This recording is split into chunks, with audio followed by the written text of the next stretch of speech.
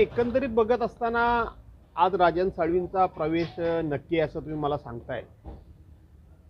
गेले 2.5-3 वर्षामध्ये उद्धव बाळासाहेब ठाकरे यांची शिवसेना आणि त्याहीपेक्षा हिंदू हृदय सम्राट मान्य बाळासाहेब ठाकरे यांची शिवसेना ही तोडण्याकरता फोडण्याकरता जाणीवपूर्वक काही लोकांनी प्रयत्न केले। आणि आपण जर बारकाईने बघितलं असाल तर रोज एक उद्धव साहेबांबरोबर असलेला माणूस हा यानं त्या मार्गानं आपल्या गळाला लावायचं काम हे सातत्यानं सुरू आहे। आणि त्यातलाच हा एक प्रकार दिसतोय मला। आमचे जुने सहकारी माजी आमदार राजन साळवी हे देखील आज पक्षप्रवेश करतायत असं कळतं। आणि म्हणून जेणेकरून कुठल्याही प्रकारे उद्धव साहेबांना त्रास द्यायचाच हा एक कलमी कार्यक्रम या महाराष्ट्रामध्ये गेले 3 वर्ष सुरू आहे।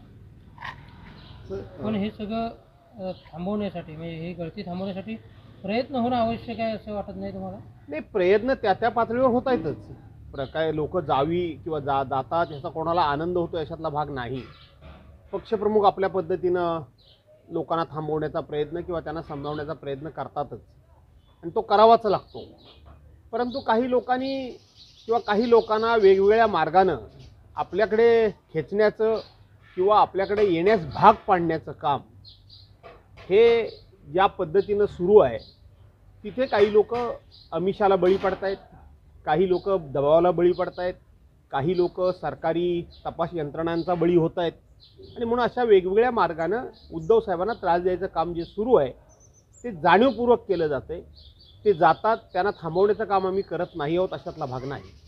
साम दाम दंडभेदचा वापर केला जातो हे ठीक आहे ना। साम दाम दंडभेद हा राजकारणामध्ये, व्यवहारामध्ये, व्यवसायामध्ये, लढाईमध्ये करावाच लागतो। परंतु हा साम दाम दंडभेद नाही। तर या ठिकाणी केवळ आणि केवळ सुडाचं राजकारण सुरू आहे। केवळ आणि केवळ उद्धव साहेबांची 40 आमदार, 13 खासदार फोडले, देशाची सत्ता मिळवली, राज्याची सत्ता मिळवली, तरीसुद्धा उद्धव साहेब हे आपल्याला बदत नाहीत।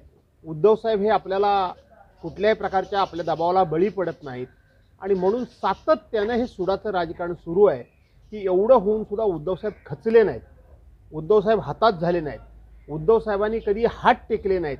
आणि त्याच्यामुळेच या लोकांची झोप ही उडालेली दिसते की अभी भी टायगर जिंदा आहे। आणि तीच त्यांच्या मनामध्ये खऱ्या अर्थाने भीती आज मला वाटते। साहेब, जाणाऱ्यांना जाऊ देत हे विधान कुठेतरी मला अयोग्य वाटतंय, कारण का या सगळ्या गोष्टीमधून पक्षासाठी असं आहे की पक्षप्रमुखांनी असं विधान करणं योग्य आहे। थांबवायचा प्रयत्न करून, त्यांना समजावण्याचा प्रयत्न करून, त्यांना जे देता येईल ते देऊन सुद्धा जर जात असतील तर शेवटी पक्षप्रमुख काय म्हणणार? ज्यांना जात आहेत त्याने जाऊ दे, काय हरकत नाही, मी जे राहतील त्यांना घेऊन लढेन। परंतु पक्षप्रमुखांची भाषा आमच्यासारख्या लोकांनी वापरता कामा नये।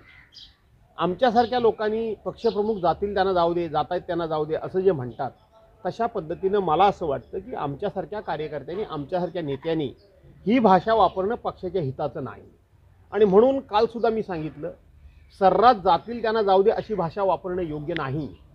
तर त्याच्याऐवजी त्यांना मागे कसं फिरवता येईल, ते मागे कसे फिरतील, ते आहेत त्याच ठिकाणी उभे राहून त्यांच्यावर कितीही अत्याचार अन्याय झाला तरीसुद्धा त्याच्या विरोधात ते लढण्याकरता कसे सज्ज होतील, कशा पद्धतीनं हिमतीनं उभे राहतील, अशा पद्धतीचा एक कुठेतरी मंत्र देणं गरजेचं आहे।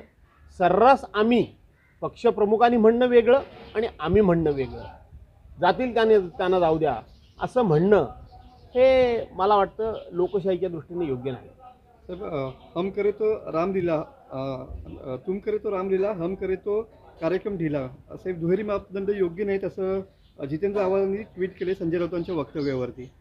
मला माहीत नाही जितेंद्र आव्हाडांनी काय ट्विट केलं, मला माहीत नाही संजय राऊत काय बोलले। संजय राऊत हे आमचे मुख्य प्रवक्ते आहेत, ते काय बोलतात त्याच्यावर मी कधीही प्रतिक्रिया देत नाही।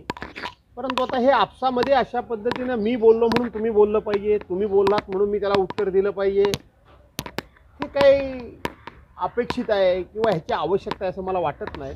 आणि म्हणून शक्यतो आपल्याला आपल्या मित्रांजवळ संघर्ष कमीत कमी कसा करता येईल, संघर्षच जर करायचा असेल तर विरोधकांजवळ आपण करूया अशी माझी धारणा असते।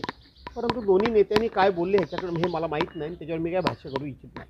तर काल नितेश राणे असं म्हणाले की सिंधुदुर्गात फक्त महायुतीच्याच नेत्यांना निधी दिला जाईल, यापुढे लिस्ट मी वाचूनच मंजूर करणार आहे.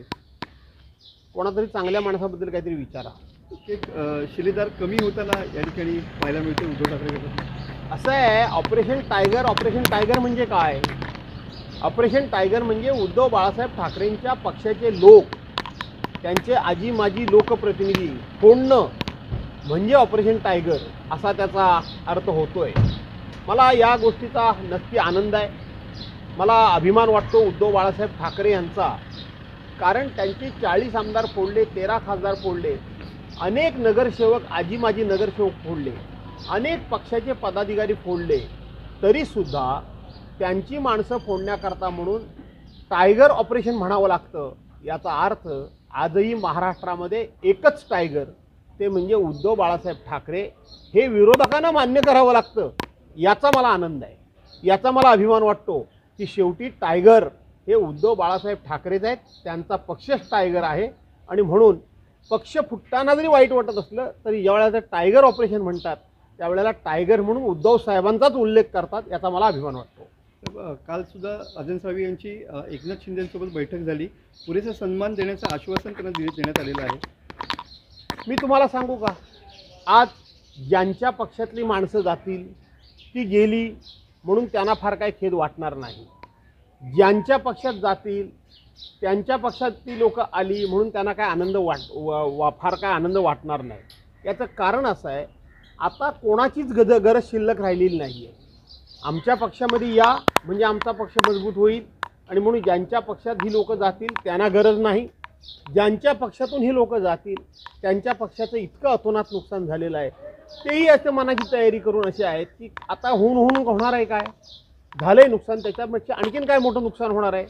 त्यामुळं जाणारांनी येणारांनी आपण जाण्याची वेळ आणि येण्याची वेळ ही आपल्या दृष्टीने योग्य आहे का याचा विचार करून आहेत त्याच ठिकाणी थांबणं योग्य आहे.